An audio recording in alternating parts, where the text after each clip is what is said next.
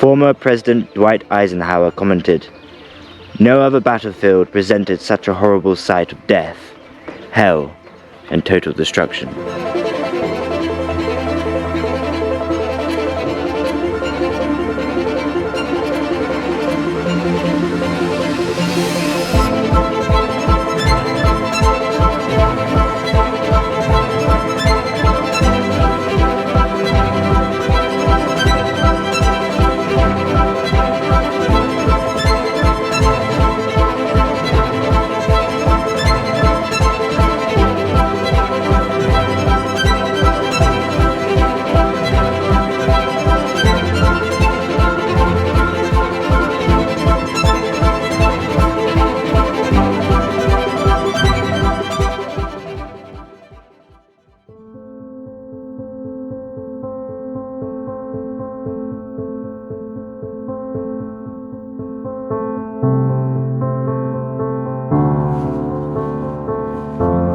You are gorgeous, aren't you? Look at your manes. Hello. Wow, look at you guys. You are young and sweaty. You've been running about.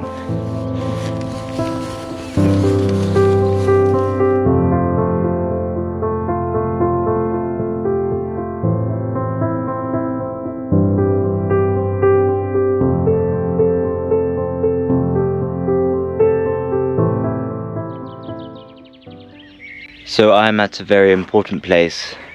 It's a very important place for me.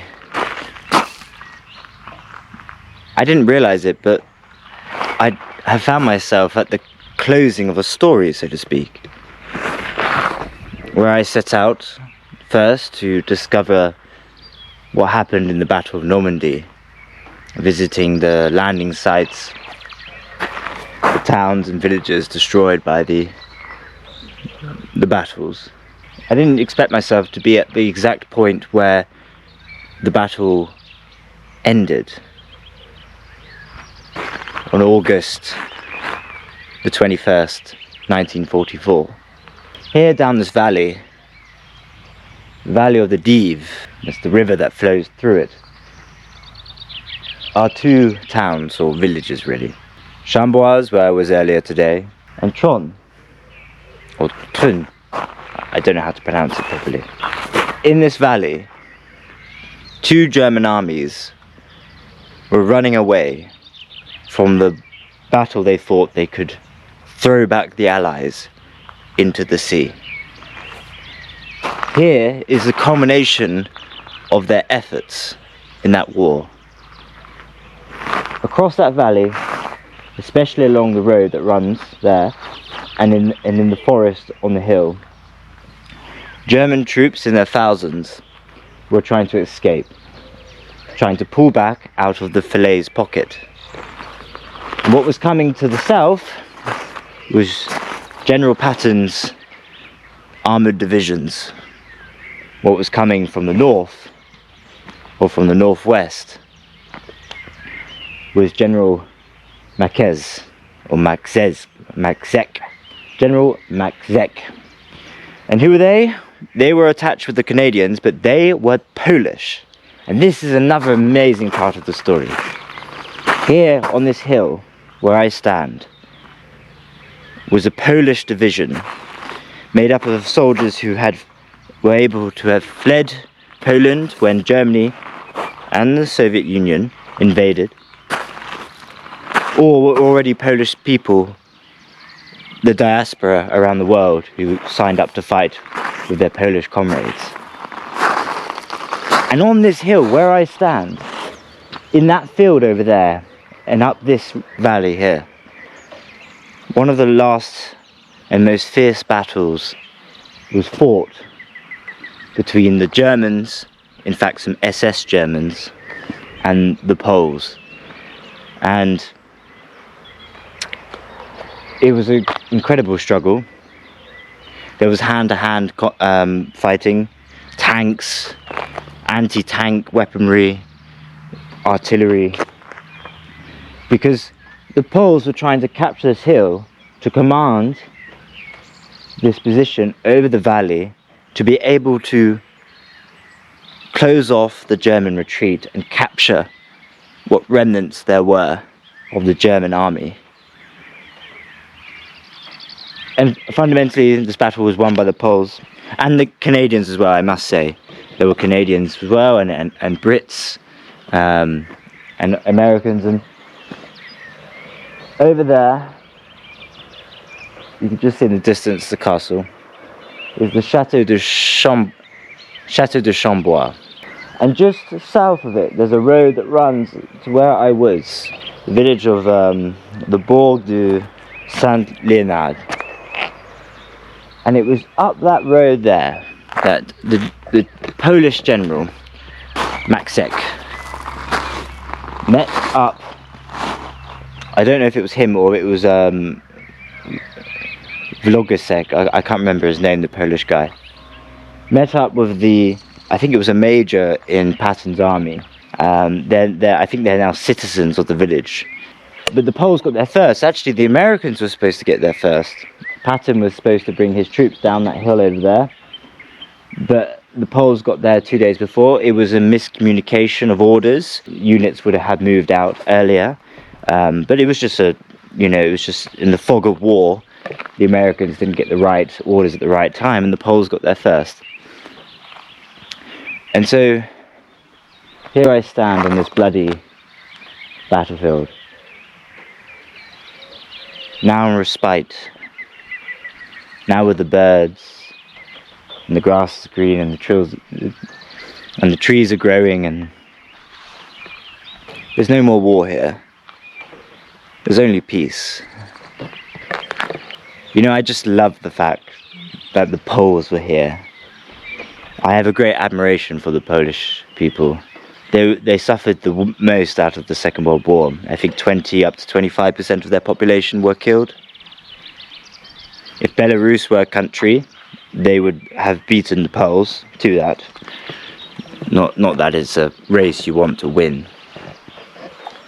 And they suffered in many ways, not just the evil machinations of two evil empires, both sides of the war,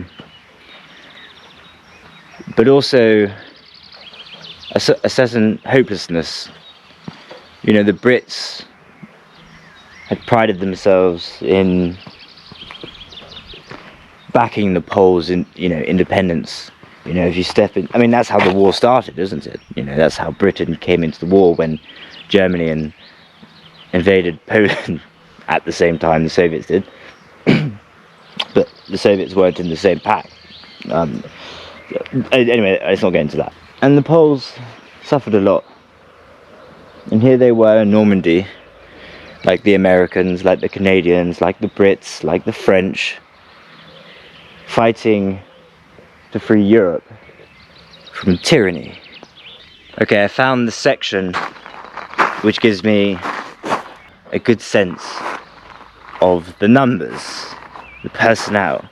And remember, for every casualty, there are at least another 6 people here. So you'll remember the numbers of people moving around this countryside, the number of vehicles, the auxiliaries, the artillery, the planes in the sky, the people behind, not even on the battlefield.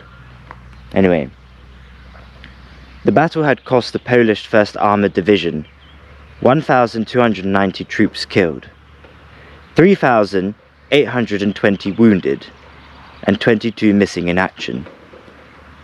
Although anywhere from 20,000 to 40,000 Germans had managed to escape across their remaining crossing at St. Lambert before the Falaise salient closed completely on August 21st, 10,000 had been killed and 50,000 taken prisoner.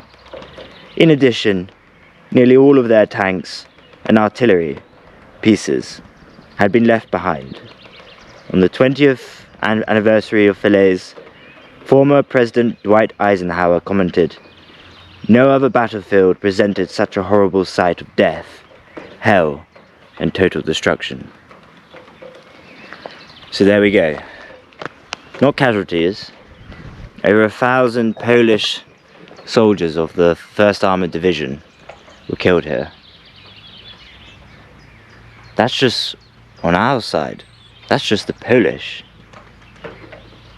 What about the Germans, who, in that bottleneck, were being hounded by artillery, by tanks, by machine gun fire? Alas, closes this episode with my discovery of the Battle of Normandy at the very point where the hammer met the anvil.